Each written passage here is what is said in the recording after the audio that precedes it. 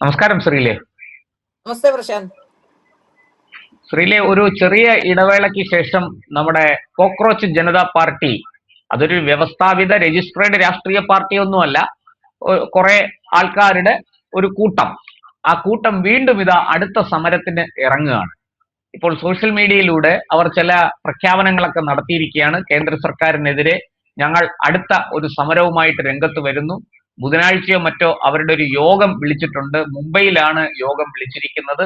അതിന്റെ കൂടുതൽ വിശദാംശങ്ങൾ പുറത്തു വന്നിട്ടില്ല. പക്ഷേ അടുത്ത സമരത്തിന് തയ്യാറായിക്കൊള്ളൂ, കേന്ദ്ര സർക്കാർ കോക്രോച്ച് ജനതാ പാർട്ടിയെ നേരിടാൻ കഴിയാതെ പ്രതിസന്ധിയിലാകാൻ പോവുകയാണ് എന്നൊക്കെ പറഞ്ഞുള്ള ചില വീരവാദങ്ങളൊക്കെ കാണുന്നുണ്ട് സോഷ്യൽ മീഡിയയിൽ.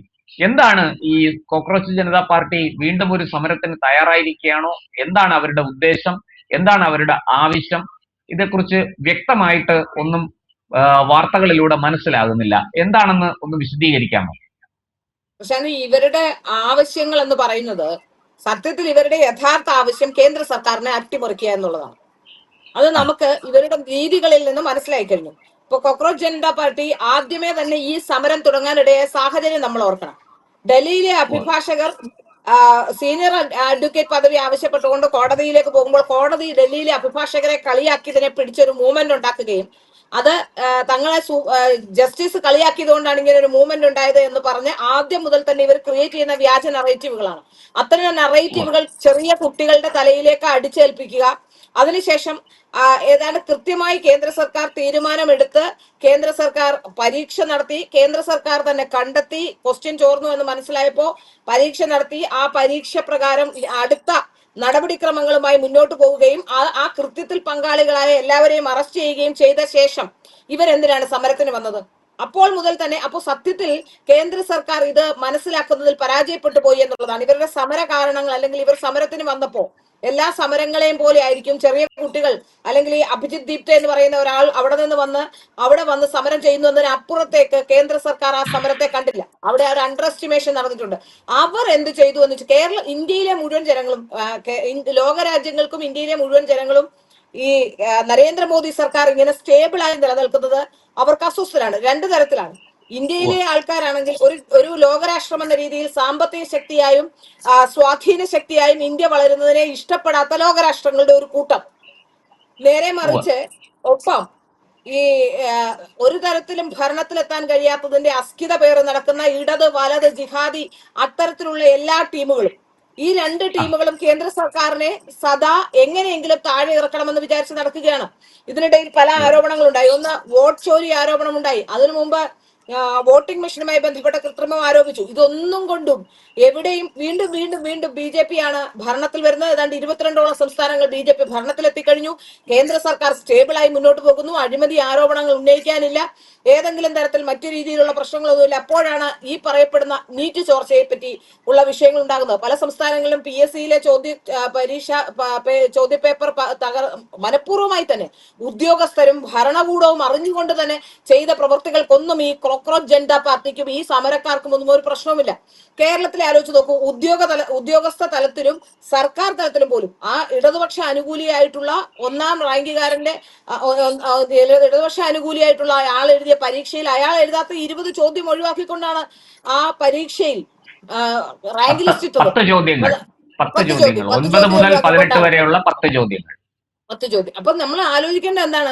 അപ്പോ സർക്കാരിനെ പ്രതിനിധാനം ചെയ്ത രാഷ്ട്രീയ കക്ഷികൾ കൂടി പ്രതിയാകേണ്ട സാഹചര്യം ഉണ്ടായിട്ട് പോലും അത്തരം സമരങ്ങളിൽ ഒന്നുമില്ല. ഇത് തീർത്തും ഉദ്യോഗസ്ഥർ മാത്രം. ഇത് നമുക്കറിയാം. ഈ പരീക്ഷ ഇട്ടവരും അവർ പ്രസ്സിലേക്ക് അയക്കുന്നു. ആ പ്രസ്സുമായി ബന്ധപ്പെട്ടൊക്കെ നടന്നിട്ടുള്ള ഒരു കൃത്യം.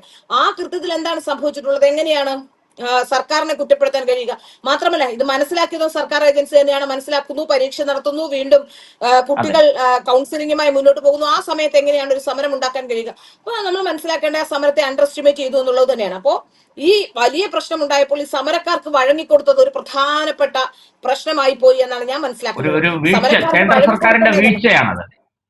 അതെ, കേന്ദ്ര സർക്കാർ യഥാർത്ഥത്തിൽ ഒരു ഇന്റലിജൻസ് തലത്തിൽ പരാജയപ്പെട്ടിരുന്നു എന്നുള്ളതാണ് ഇത്രയും ആൾക്കാർ ഇവിടേക്ക് എത്തുന്നത് വരെ ഈ സമരം അനങ്ങാതിരുന്നതിന്റെ ഒരു പ്രധാനപ്പെട്ട കാരണം അത് തന്നെയാണ്.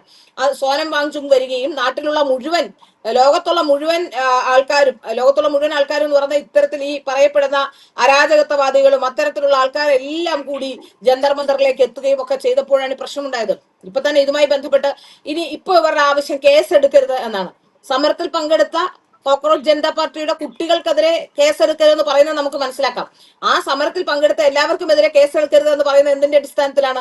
അവർ തന്നെ പറയുന്നുണ്ട് ഇതിനകത്ത് നുഴഞ്ഞുകയറ്റക്കാരുണ്ട് എന്ന്. അപ്പൊ അവർ പറയുന്ന BJP-യിലെ ചിലരാണ് നുഴഞ്ഞു കയറുന്നത്. BJP-യിലെ ചിലരാണെങ്കിൽ അത് കണ്ടെത്തട്ടെ. എന്തിനാണ് ഇവർ വെപ്രാളം പിടിക്കുന്നത്? അപ്പൊ അതിൽ നമുക്ക് മനസ്സിലാക്കാൻ സാധിക്കുന്നത് ഇത് ഒരു ആരോപണമായി എന്നും BJP-യുടെ തലയിൽ BJP-ക്കാരാണ് അതിനകത്ത് നുഴഞ്ഞു കയറുന്നത് എന്ന് പറഞ്ഞുകൊണ്ട് ഒരു ആരോപണമായി വെച്ചുകൊണ്ട് അതിന്റെ നിജസ്ഥിതി തെളിയരുതെന്നാണ് ഇവരുടെ ആഗ്രഹം. അതുകൊണ്ടാണ് ഇവർക്ക് എന്താ പ്രശ്നം? ആസൂത്രിതമായ അക്രമമാണ് അവിടെ നടന്നത്. അതിന്റെ പിന്നിലെ ശക്തികൾ ആരാണെന്ന് പുറത്തു വരരുത്. തീർച്ചയായിട്ടും അത് തന്നെയാണ്. നമുക്കറിയാം KC വേണുഗോപാൽ അടക്കമുള്ളവർ കഴിഞ്ഞ ദിവസം ഈ മലപ്പുറത്ത് നിന്നും ഒരു വ്യവസായി, ആ വ്യവസായിയുമായി ബന്ധപ്പെട്ട് 23 പേരെ അയച്ചു. കേരളത്തിൽ നിന്ന് അവരുടെ 13-14 പേരെ അയച്ചിട്ടുണ്ട്. അങ്ങനെ 19ഓളം പേരെ ഈ സമരത്തിന് അയച്ച വ്യവസായിയെ കുറിച്ചുള്ള അന്വേഷണം എത്തി നിൽക്കുമ്പോൾ ഇസ്ലാമിക് ബാങ്കിലേക്കും മറ്റുള്ള കാര്യങ്ങളിലേക്കാണ് പോകുന്നതെന്നാണ് നമുക്ക് മനസ്സിലാക്കുന്നത്.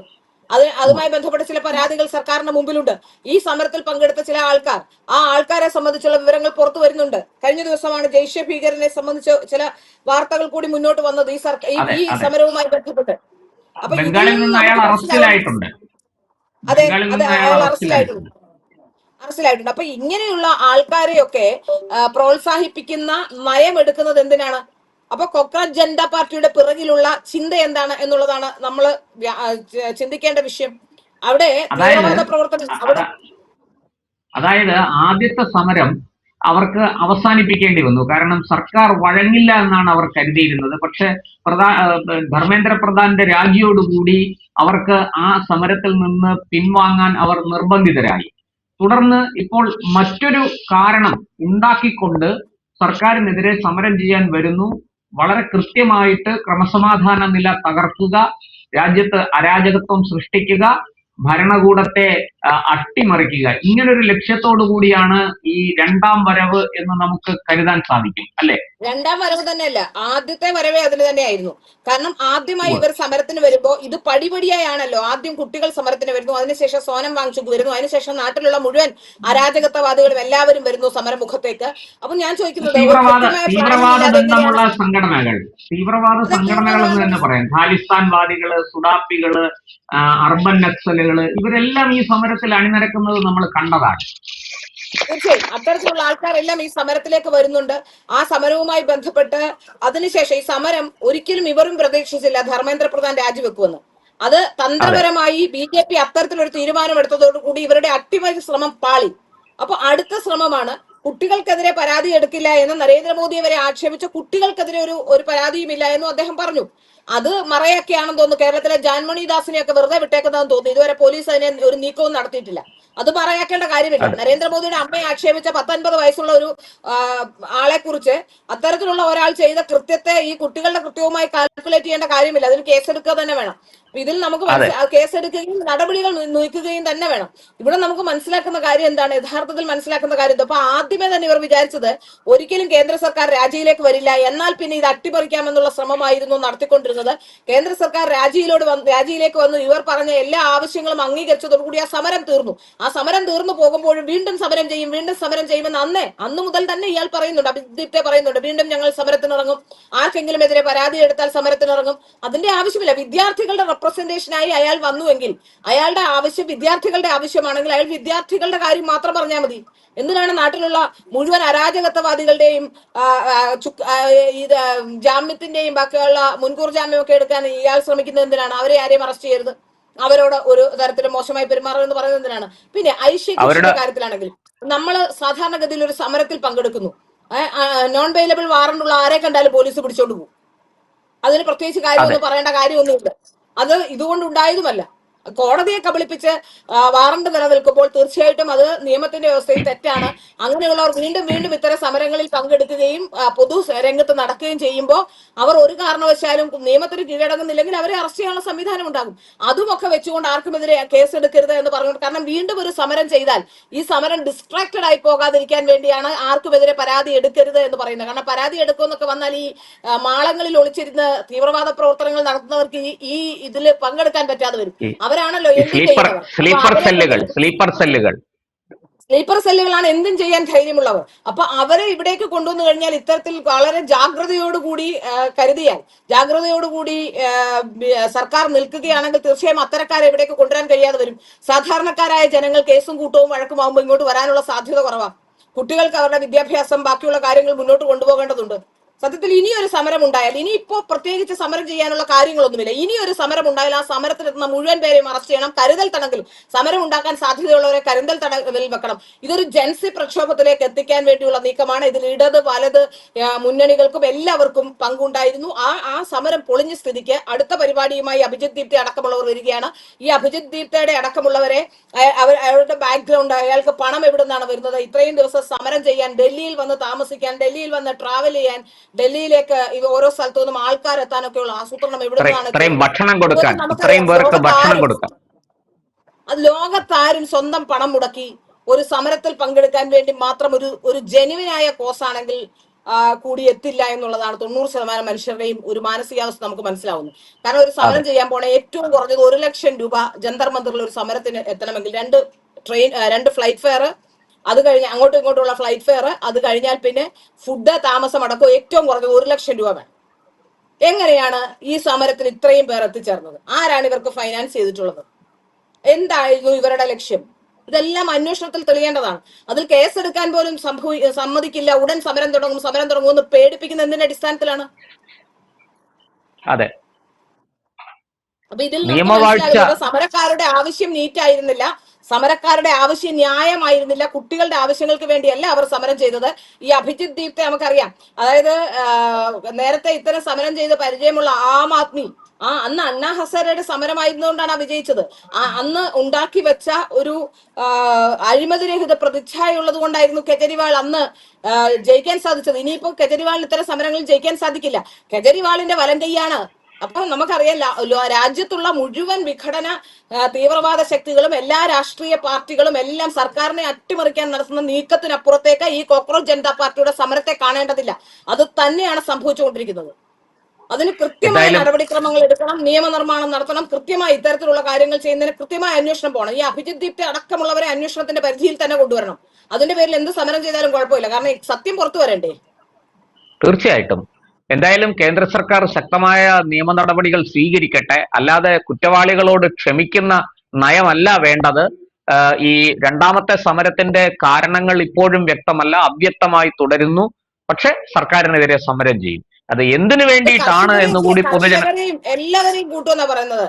കർഷകരെയും ബാക്കിയുള്ളവരെയും നിതിൻ ഗഡ്കരി ഒക്കെ ലക്ഷ്യം വെച്ച് അന്നേ പറഞ്ഞത് ഞങ്ങളുടെ ഫസ്റ്റ് വിക്കറ്റ് ആണ്, ഇനിയും വിക്കറ്റുകൾ തെറിപ്പിക്കുമെന്ന്. ഇത്തരം ധൈര്യം ഇവർക്ക് എവിടുന്നാ വരുന്നത്? അതെ, എന്തായാലും കേന്ദ്ര സർക്കാർ ധൈര്യമല്ലത്.